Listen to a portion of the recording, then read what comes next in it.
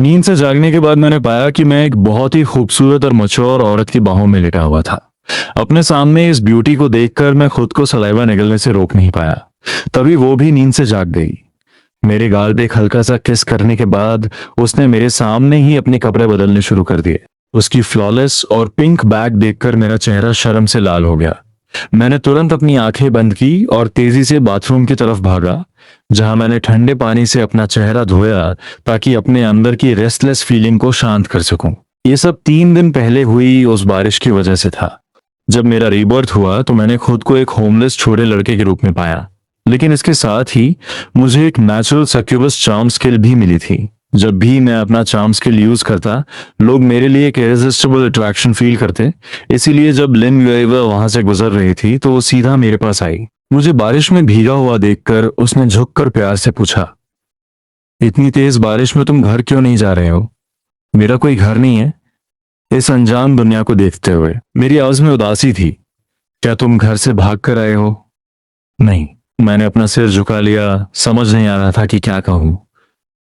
पर मैंने ध्यान नहीं दिया कि उस मैच्योर औरत की मुझे देखने वाली नजरें बदल चुकी थीं। छोटे भाई, तो क्या तुम मेरे साथ मेरे घर चलोगे? नहीं, मैं खुद रहने की जगह ढूंढ लूंगा। मेरे मना करने के बावजूद वो आगे बढ़ी और उसने मेरी कलाई पकड़ ली। हमारे साइज में फर्क होने के कारण मैं आगे की तरफ झुका और सीधा उसकी नर्म बाहों में जा गिरा। मेरे भीगे हुए कपड़े उसकी ड्रेस से पूरी तरह चिपक गए थे, पर उस औरत को इस बात से कोई प्रॉब्लम नहीं थी कि वो भी भीग रही है। उसने मुझे उठाया और सीधा अपनी कार की तरफ चल पड़ी। आखिर में कार एक लग्जरियस मैंशन के सामने रुकी। उसने मुझे पैसेंजर सीट से एक प्रिंसेस कैरी में उठाया और मेरे पास उसकी नर्म बाहों का एहसास लेने के अलावा कोई चॉइस नहीं थी। कैसा लगा? मेरा घर बड़ा है ना, तुम्हें यहाँ रहने में बिल्कुल प्रॉब्लम नहीं होगी। उस मैच्योर औरत ने बड़ा सा दरवाजा खोला और मुझे, जो अभी भी भीगा हुआ था, अंदर ले आई। सिस्टर लिन, क्या अब आप मुझे नीचे उतार सकती हैं? उसके हाथ और कसने लगे और उसकी पूरी बॉडी मेरे और करीब आने लगी। उस औरत की फेंट सेंट महसूस करते हुए मैंने जल्दी से अपनी बात सुधारी। सिस्टर लिन, गुड बॉय शाओकी, ये हुई ना बात?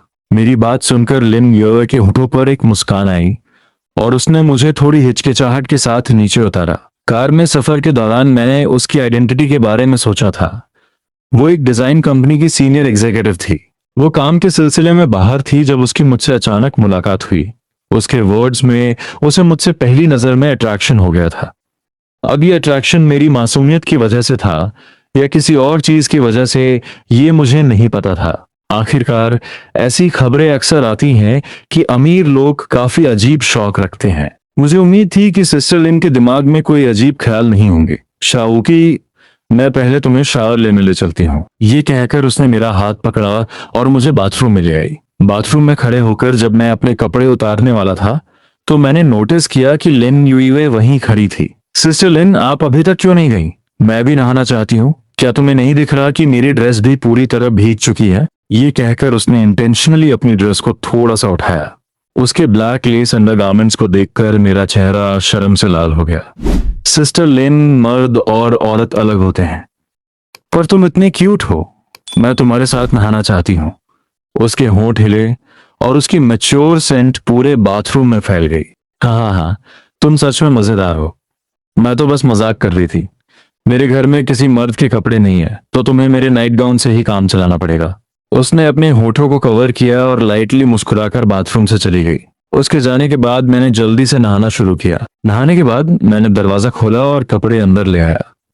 पिंक बेयर वाला नाइट गाउन पहनकर मुझे काफी अजीब लग रहा था, जिसे मैं शब्दों में बयां नहीं कर सकता। शाओची, क्या तुम रेडी हो? तभी बाथरूम के बाहर से लिन यूए की आवाज आई। सिस्टर लिन, थोड़ी देर रुकिए, मैं अभी तक रेडी नहीं हूं। मैंने जल्दी से जवाब दिया, पर तभी डोर हैंडल घूमा और लिन यूए की फिगर मेरे सामने आ गई। तुमने तो पहले ही पहन लिया है, झूठ बोलते हो। लिन यूए थोड़ी झूठी नाराजगी के साथ कहा। एक मैच्योर औरत का इस तरह से प्लेफुल होना किसी भी एडल्ट मर्द के लिए बहुत अट्रैक्टिव होता है और मैं भी इससे बच नहीं सका। मैंने अपना सिर झुका लिया, उसकी आंखों में देखने की हिम्मत नहीं हुई। गिल्टी फील कर रहे हो तो क्या तुम सजा के लिए तैयार हो? सिस्टर लिन, मुझे माफ कर दीजिए। नॉटी बॉय, अपनी आंखें बंद करो। उसकी सांसों की गर्माहट मेरे कानों पर महसूस हो रही थी। इस टॉपिक को जल्दी खत्म करने के लिए मैंने अपनी आंखें बंद कर ली। सच में एक गुड बॉय। अगले ही सेकंड एक सॉफ्ट चू की आवाज आई। सिस्टर लिन, आप। मैं इतना हैरान था कि मेरे पास बोलने के लिए शब्द नहीं थे। हालांकि हम पहली बार मिले थे, पर हमारी इंटीमेसी कुछ ज्यादा ही जल्दी बढ़ रही थी। शाओची, मैं बहुत खुश हूँ। अब जल्दी से बाहर जाओ, मुझे नहाना है। मैं बहुत कुछ पूछना चाहता था। इतने बड़े मैंशन में क्या दूसरा बाथरूम नहीं था? उसकी हाई स्पिरिट्स देखकर मुझे लगा अगर मैंने कुछ पूछा तो शायद कुछ अजीब हो जाएगा। तो सिस्टर लिन, मैं अपने गंदे कपड़े बाहर ले जाता हूँ। नहीं, उन्हें यहीं रहने दो, मैं बाद में उन्हें धो लूंगी। लिन युएवे ने पास रखी वॉशिंग मशीन की तरफ इशारा किया। अपना फैसला बदलने का कोई इरादा नहीं दिखाया। ठीक है। मैं बाथरूम से बाहर आया और लिविंग रूम के सोफा पर शांति से बैठ गया। तभी फ्रंट डोर अचानक खुला। एक स्कूल यूनिफॉर्म पहने लड़की अंदर आई। तुम कौन हो? तुम मेरे घर में क्या कर रहे हो? लड़की को फोन निकालकर पुलिस को कॉल करते देख मैं जोर से चिल्लाया, रुको, रुको। मैं कोई चोर नहीं हूं, मुझे लिन यूएस सड़क से लेकर आई हैं। अगर मैं पुलिस के पास गया तो मेरी इलीगल आइडेंटिटी सामने आ जाएगी। तुम मेरी मॉम को जानते हो? मैंने तेजी से हाँ में सिर हिलाया। ठीक है, तो मेरे साथ आओ। वो अपनी लंबी वाइट स्टॉकिंग लेग्स के साथ चलती हुई आई और मुझे सोफा पर ले आई। बताओ, तुम मेरी मॉम को कैसे जानते हो? मैंने चुपके से लड़की को ऑब्जर्व किया और अपनी स्किल यूज की। उसका डायट था काम, शार्प टंग्ड, पर क्यूट जानवरों के आगे बेबस। लड़की की नजरों के सामने मैंने उसे धीरे धीरे पूरी कहानी सुनाई।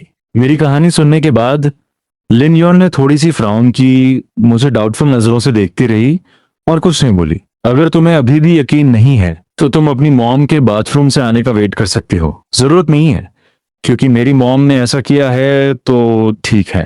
पर मुझे ये बताओ, तुमने इस तरह के कपड़े क्यों पहने हुए हैं?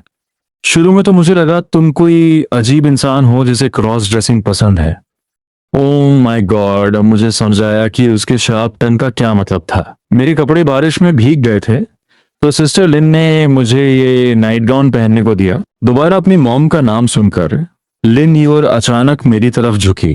तुम क्या कर रही हो? लिन यूर ने मेरी घबराहट को कंप्लीटली इग्नोर किया। उसकी शार्प नाक मेरे आसपास सूंघने लगी। बिल्कुल ठीक। उसकी आंखों में एक चमक आई। उसे पहले से लग रहा था कि इस लड़के की सेंट उसे अट्रैक्ट कर रही थी। मुझे नहीं पता था कि उसके दिमाग में क्या चल रहा है उस वक्त। मैं बस पीछे हटना चाहता था। क्या ठीक है? पर इससे पहले कि मैं पीछे हट पाता, मेरा बैलेंस बिगड़ा और मैं सोफा पे गिर गया। अचानक एक जोड़ी कोमल हाथों ने मेरा सिर दोनों तरफ से पकड़ लिया। फिर लिन योर डायरेक्टली मेरे सीने पर बैठ गई। वो मुझे ऊपर से घूरते हुए देख रही थी। तुमने किसका नाइट गाउन पहना है? मुझे नहीं पता। क्या तुम गिल्टी फील कर रहे हो? नहीं, मैं गिल्टी फील नहीं कर रहा, बस थोड़ा ऑकवर्ड लग रहा है। ये छोटी सी कॉन्वर्सेशन मुझे एक सदी जैसी लंबी लगी। तो क्या तुम चाहते हो कि मैं तुम्हें छोड़ दूं? लिन यूअर अभी भी मुझ पर दबाव डाल रही थी। हालांकि उसकी चेस्ट उसकी मॉम की कंपैरिजन में बिल्कुल फ्लैट थी।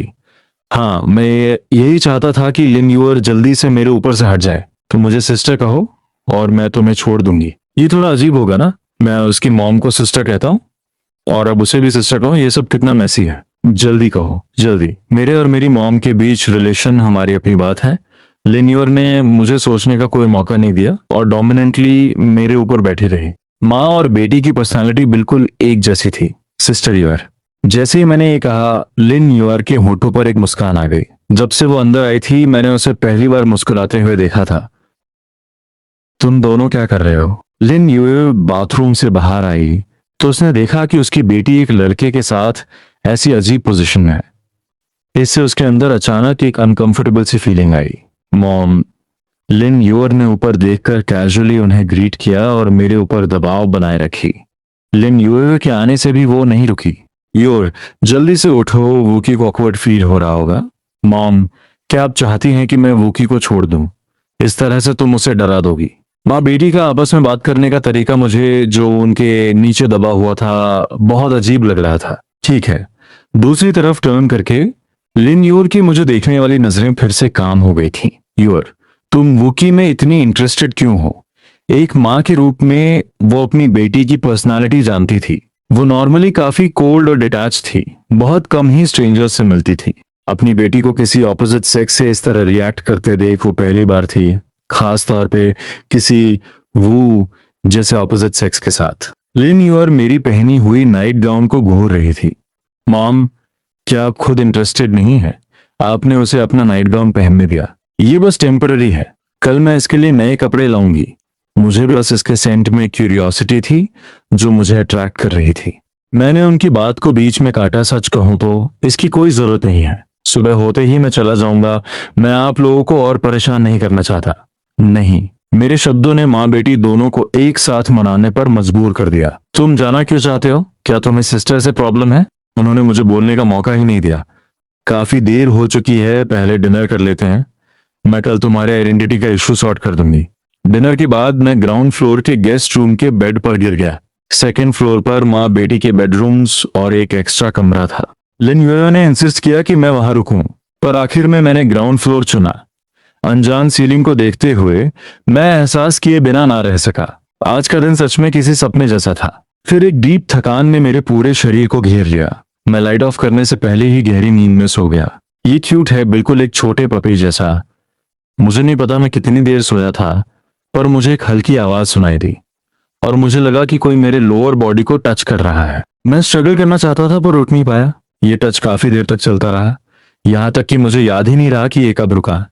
मुझे लगा कि शायद नाइटमेयर खत्म हो गया, पर कुछ देर बाद अचानक नीचे फिर से कुछ फील हुआ। मुझे लगा ये बस एक सपना है, पर तब मैंने देखा कि मेरी पैंट्स आधी खुली हुई थी। क्या कल रात को जो हुआ वो सब कोई सपना नहीं था? मैंने परेशान होकर अपना सिर खुजाया, ये फैसला करते हुए कि अगली बार मैं रूम को लॉक करके ही सोऊंगा। जब लड़के घर से दूर हों तो उन्हें अपना ध्यान जरूर रखना चाहिए। तैयार होने के बाद जब मैं लिविंग रूम में पहुंचा तो वहां सिर्फ लिन यूअर थी। Good morning sister your. मैंने उसे विश किया और उसके ठीक सामने बैठने जा रहा था, पर आगे बढ़ने से पहले ही उसने मेरी रिस्ट पकड़ ली। उसने मुझे अपने बगल वाली सीट पर पॉइंट किया, यहाँ बैठो। ओके। हमारे रीसेंट इंटरेक्शन से मुझे समझ आया कि ये रिक्वेस्ट नहीं, एक ऑर्डर था जिसे मुझे मानना ही था। लिटिल ब्रदर, आओ अपना मुंह खोलो।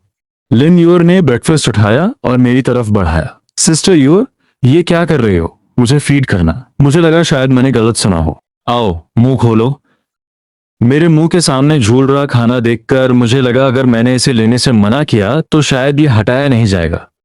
मैंने अपना मुंह खोला, पर सॉसेज वैसा नहीं था जैसा मैंने सोचा था। उसने बस इसे मेरे होंठों पर हल्के से टच किया। मैं कंफ्यूज था और ऊपर देखा। सिस्टर यूर, थोड़ा और ऊपर देखने पर सॉसेज थोड़ी और ऊंची थी।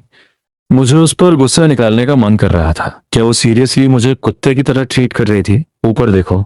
इस बार लिन यूर ने मुझे और परेशान नहीं किया। बिल्कुल सही सोचा। मेरे लिटिल ब्रदर वाकई कुत्तों जैसे प्यारे हैं। लिन यूर की आंखों में एक्साइटमेंट चमक रही थी। उसकी आंखों में देखते हुए मैंने फटाफट निवाला लिया और बोला, सिस्टर यूर, मेरा खाना हो गया। मैंने जल्दी से कुर्सी से उठने की कोशिश की, पर एक कदम बढ़ाते ही उसने मुझे रोक लिया। लिटिल ब्रदर, तुम कहाँ जा रहे हो?